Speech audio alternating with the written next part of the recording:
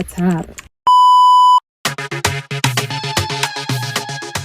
Let's get straight into the vlog. Now, it's day one of our trip to Qatar, and this is actually just the actual trip. So if you've never traveled internationally from Nigeria by air, this would actually help you know what to expect.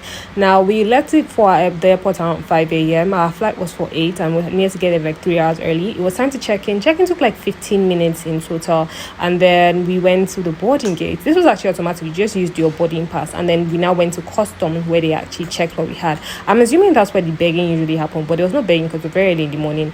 And then we went to sit down and wait. We waited. This waiting process took a while before we finally called that our plane had landed and it was time to go in. So when you go in, there's another place you wait again until the plane is actually ready to be boarded. And once you get into the plane, you sit down. There's usually stuff that the airplane gives you. Now, Qatar gave us a pillow, headphones, the blankets, and then inside the paper bag had earbuds, toothbrush, toothpaste, and there was one eye mask. Yes, so you could use all of that just for your comfort. I don't like Qatar's economy class was actually top notch. I really enjoyed my stay there. For economy, legroom wasn't very great because I have long legs, but it was fine. In-flight message came in. It was funny. I enjoyed watching it. Then when we were in the air, it was time. The first set of things you eat is food, actual food. Qatar Airways food, let me just say, is really nice. I was so impressed. And then after I was on the actual meal, there was the yogurt, and then there was fruits, and then I also got coffee because I don't know why I got coffee. I should have slept, but well, here we were. Anyway, during time I think I stood up like an hour or two before we landed just to stretch my legs, so I was tired. And then before we landed, they also gave us like this meat pie-ish stuff, and I got a glass of wine because I was trying to force myself to sleep. It didn't work out. My only in-flight entertainment for me was the Sudoku game because the movies were trash as far as I was concerned, but I could manage the rest of them. Then we finally landed in Doha, and then I had to so we needed to get our bags. And let me just let you know, Doha airport is extremely large, so we took the train to where we could get our baggage, and then customs. Guys, it was 6:30 when I went to customs, but we didn't leave here till 8 p.m. That finally got my bag by 8 past 8, so minutes to 9. Why? The line was ridiculous. I couldn't take a video because of security, etc. Then we also changed money. I know they say you don't change money in the airport, makes no sense, but what can we do? Anyway, then we went to find our boss for the group tour, and they took us to a hotel, Radisson Blu, and this is actually where we stayed. I love this hotel so much. Let me give you guys a quick tour.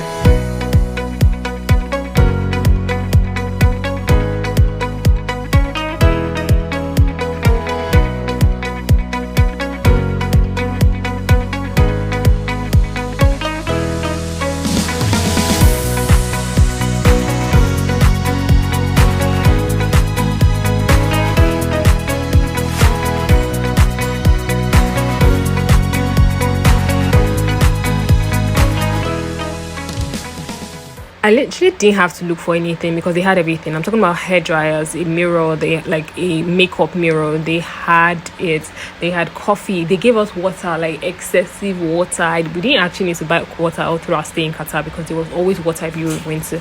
I can't lie, I really liked how comfortable I was. Really, really, really comfortable in this hotel. I can't lie. We went downstairs after a while to go get dinner because we were really tired. It was already past 10, something to 11, and we just decided to go get dinner. Luckily, there was like Papa John's and Buzz Coffee opposite like the hotel, so we just crossed over and then went to go get something to eat, and then it was time to go to bed.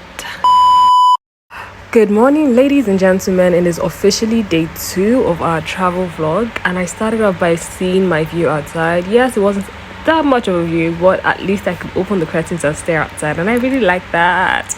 Okay, so we have a packed day today. Well, not packed per se, but it is packed actually. You know how it goes when you travel with groups. Let's do a quick introduction first. Good morning, guys. So it is currently 8 a.m. in Qatar, day 1. We have a list of activities planned out for today's day, just like touring the whole of Doha. So I will be keeping you guys updated as usual of how this is gonna go, what it's gonna look like. I'm gonna tell you guys a breakdown of how much we're spending per tour. I'll try to research that actually and give you guys the idea because I might not know it until maybe when I get back to Nigeria, but I'll let you guys know what this is. So far so good. I was so beat yesterday. Guys, the immigration line almost like made me go crazy. Aside from that, the what did they call it, the immigration line and the flights, actually it was long. Everything was long. We got to the hotel by 9, almost so minutes to 10 yesterday.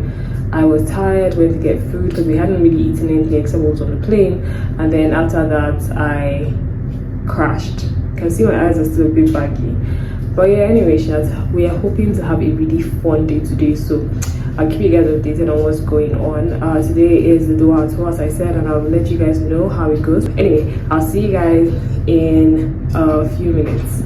It's we discover Qatar, don't mind me. Anyway, first of all, let me give you guys a tour of this hotel. As I said, we stayed at Radisson Blu, which is like a 5-star hotel. It's not like it's actually a 5-star hotel.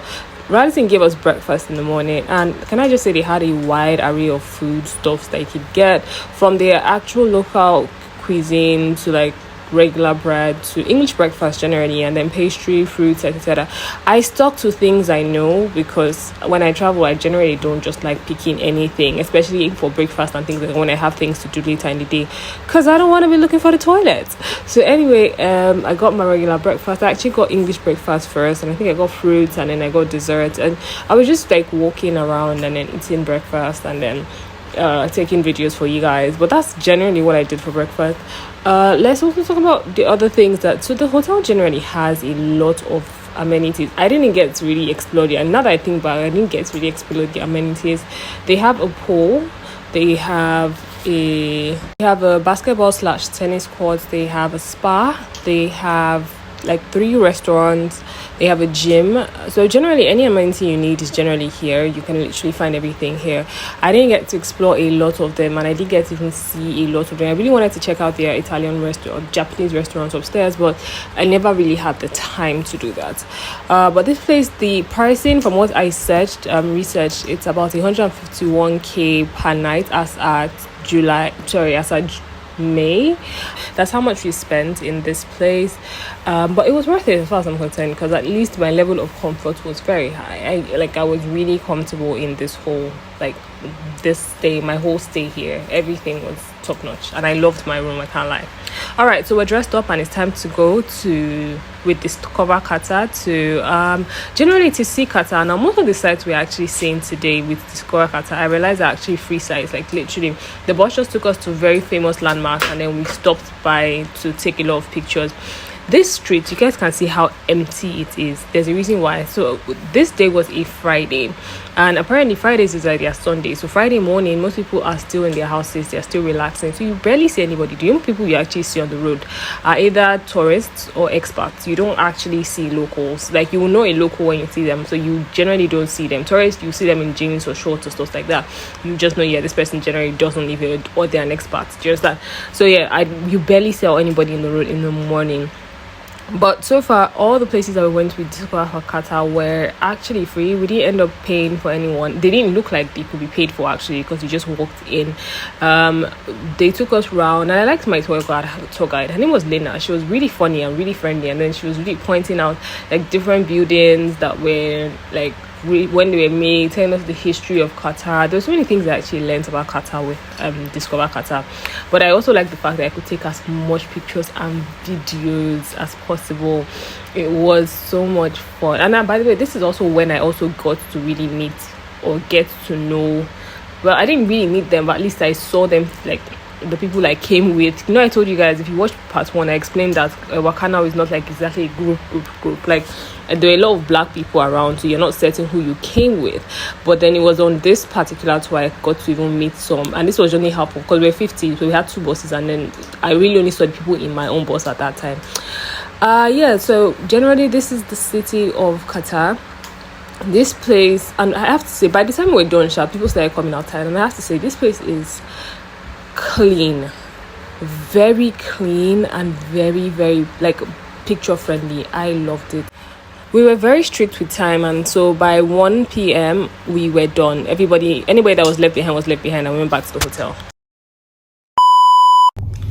Okay guys, so next stop, we're going to the beach in a few minutes. I am slightly tired, but we're never too tired for more tours. So I'm gonna be showing you guys the beach and whatever it is we decide to do there.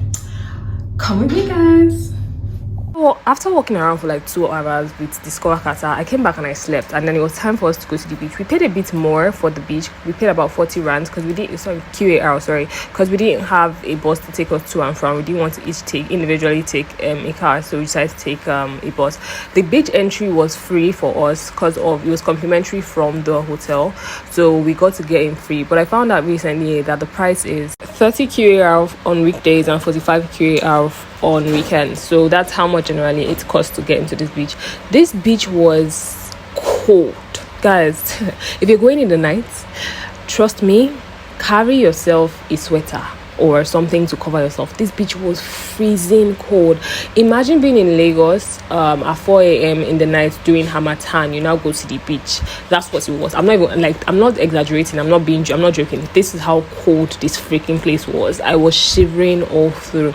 My nose was like, bruh, it was cold. But anyway, that did not stop me because I had ice cream, I had that pineapple drink, and then I had pizza for dinner, and that's how all I did in the beach. I was just eating and then I chilled by the beach, and water and we did not no, it was already too cold. I wasn't going anywhere near it, and then I just went outside to go see the night view. It was really pretty, I can't lie. I really liked Qatar's night. I feel like Qatar's night view might be my favorite thing.